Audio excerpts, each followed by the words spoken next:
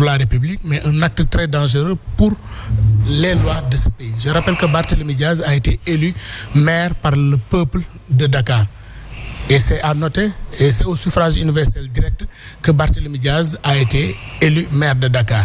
Mais on a constaté un acharnement qui ne dit pas son nom d'un régime qui en veut à Barthélémy Diaz simplement parce que amna ay position yo xamni da fay déranger. Vous pensez que acharnement là? Effectivement, acharnement là té bo ma maye tout rek ma def dina la wax li tax mu nek acharnement parce que avant ñuy ñëw ci mandat wu maire bi, je pense que l'Assemblée nationale moy assemblée nationale et j'aime souvent rappeler au peuple sénégalais que Barthélémy Diaz biñu décidé def ko tête de liste au niveau de Sàmm Sa Kàddu amna ku ñu yónni woon mu bindoon le Conseil constitutionnel pour dire que Barth est inéligible pour nekk candidat à l'élection législative. Mais li ci amone solo Conseil constitutionnel bi mi répondre dans son considérant 6 dafa waxone ni l'inéligibilité d'un candidat ou d'un électeur, seul le ministère de l'Intérieur à travers la direction des élections mom moko wara constater. Dès l'instant que nous constatons lolu, donc personne ne peut contester l'inéligibilité de Barthélémy Diaz, nous bayyi ko mu daldi nek candidat ci élection yi. Ñu gis bi élection yi jallé, ils ont fait fi de la décision du Conseil constitutionnel forcé avec un bureau de l'Assemblée nationale illégitime, illégal, radier Barthélémy Diaz ci Assemblée nationale. Mais sur l'Assemblée nationale, je voudrais juste attirer l'attention des Sénégalais. Parce que vous faites que la justice elle est rendue au nom du peuple. Vous faites que la justice elle est rendue au nom du peuple. On espérait avoir une justice pas celle des vainqueurs parce que dafa bokk ci liñ fi daan xex moy nguur gu fi ne jël justice utiliser ko dóor ko ci sa kaw adversaire. Tay biñu nekké Assemblée nationale ñu gis ku ñuy woowee Ousmane Sonko nekk premier ministre du Sénégal biñuy saisir Conseil constitutionnel sur le cas de Barth dañ ko saisirale sur le cas de Ousmane Sonko. Ñu ñëw ba falu ministre de la justice bind le président de l'Assemblée pour demander la radiation de Barthélémy Diaz. Ma koy fatali ni ko amna benen député bu nek assemblée bu tuddu Ousmane Sonko et li ñuy naxé sénégalais nak moy Ousmane Sonko démissionné wul assemblée. Dafa def li ñuy wax suspension manam ci olof moy dafa ajani mandatam moy que ëlëk bu génné ci gouvernement bi et que les dispositions ñu intégrer ko dans le règlement intérieur mën na dellu assemblée. Donc nak bu fekkone ni justice rek mo len tax jog du acharnement ci Barthélémy, le ministre aurait dû demander aussi la radiation de Ousmane Sonko comme député à l'Assemblée nationale. Donc lolu c'est un fait bo xamni c'est important de noter ça. Donc lolu mo donne c'est une première étape. La deuxième étape ñun xamone nañ ko parce que ils ont déjà commencé à annoncer de par leur influenceurs et leurs responsables, c'est de demander que Barthélémy Diaz soit révoqué de son poste de maire.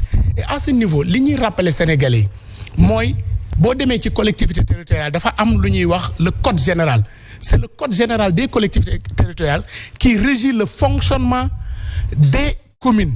Moy wax naka la maire yi di fonctionner, naka lañ leen di falé.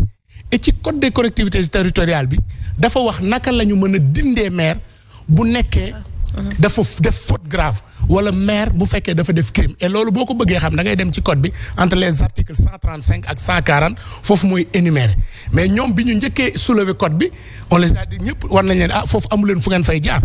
Parce que le code parle de crime alors que Barth n'a jamais été condamné pour crime. Si vous vous souvenez, lors de son procès, le procureur à l'époque avait demandé de requalifier les faits, ce que le juge avait refusé. Donc, amuñu fu ñuy jaar pour dindi Barthélémy ci code général des collectivités territoriales, ñu langaamu ji ci ben article bu ñuy wax ni 277 du code électoral. Oui. Et là, je pense que la question de l'inéligibilité, le Conseil constitutionnel doit ko régler.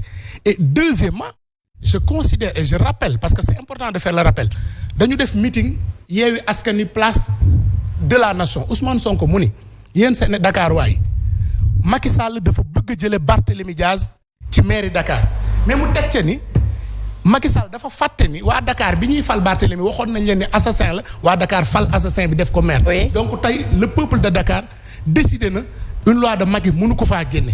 waaw ma koy fàttali moom tey Ousmane Sonko bi ñuy jël décision bi xanaa dafa fàtte ni ce peuple de Dakar boobu moo waxoon ñoom ñoo defoon Barthélémy Diaz maire tout en sachant que Barthélémy Diaz accusé woon nañu ko.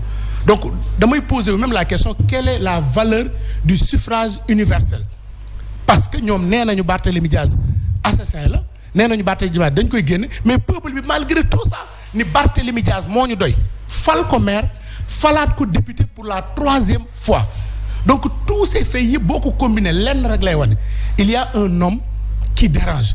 Il y a un homme de l'autre côté qui a été élu Premier ministre du Sénégal qui aujourd'hui jàpp na ni dans ce pays-là personne n'a le droit de critiquer que dans ce pays-là lépp lu mu war a wax rek dañu war a wax ni yaaram ka laay.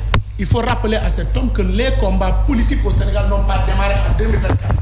Des générations se sont battues ba Sénégal egsi fii mu egsi su fekkoon ñi ko jiitu dañ ko def tey nii muy def ni je pense pas que tey jii dina egsi fii mu egsi donc ñu koy rappeler ni Barthélémy Diaz aujourd'hui est maire de Dakar et fi may terminer mooy ce qui se passe aujourd'hui à l'hôtel de ville un fait assez grave parce que man yàlla daf ma may ma fekke bi ñuy révoquer Khalifa Ababacar Sall. Oui. Mais je n'avais jamais vu une telle violence à l'hôtel de ville parce que ñoom même bu dee l'article 277 la ñu wax ni ci lañ sukkandiku bind ko mais dañu fàtte que article boobu ci deuxième alinéa dafa ne le maire dispose d'un délai de 10 jours pour dugal recours donc pourquoi cette précipitation dugg hôtel de ville yéeg ba ci salle de délibération bi xam ne mooy symboliser assemblée li muy symboliser ci nation bi salle boobu loolu lay symboliser ci Dakar parce que je rappelle que la ville de Dakar est plus ancienne que la République du Sénégal. Oui. ñu défoncer les portes dugg ci biir. Pour empêcher la tenue de la conférence de presse yamuñu ci suuf pour que le maire accède à son bureau même. Les forces de l'ordre dañ fa taxaw fees del. Man de ma petite expérience je n'ai jamais vu des forces de l'ordre entrer de manière aussi fracasse à l'intérieur de ville pour rek empêcher à un maire de parler à la population de Dakar. Wala boog lan la ñuy nëbbu wala lan la ñuy bañ Barthélémy wax ko ci askanu Dakar. Pour yow dafa am lu ñuy bañ dafa am lu ñuy bañ Barthélémy wax ko selon vous. Pourquoi ñu koy empêcher je rappelle que Barthélémy même su nekkuloon maire tey. En tant que citoyen de Dakar rek am na droit dugg hôtel de ville parce que c'est une salle boo xam ne tous les jours Dakar waaye soxla ko ñu abal leen ko te Ousmane Sonko xam na salle boobu Ousmane Sonko xam na bureau boobu Ousmane Sonko xam na porte yooyu noonu.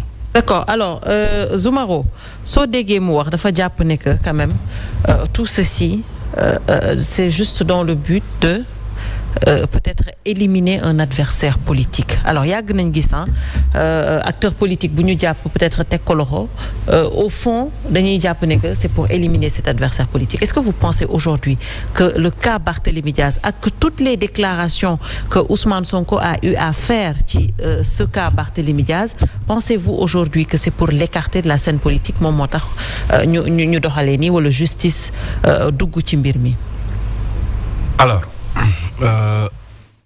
je salue mon ami Niang je pense que la dernière fois qu'on s'était vu bu ñu fi tase woon on s'était donné rendez-vous bu élection yi jeexee parce que wax ji bëri ñëwoon comme ci combat de lutte rek balaa ñuy dem làmb chacun mbër mu ne day jàpp ne yaa fi mën donc ku nekk di bàkku mais bu làmb ji jeexee après dañuy xam kan moo mën voilà donc c'est juste un exemple que je donne donc je pense que sénégalais yi attewaat nañ ñu parce que homme politique moom la ci kenn nax suffrage yi rek mooy atte nit ñi bu ñu demee élection nañ xam ku nekk lan mooy sa dayoo donc sénégalais yi joxaat nañ ñu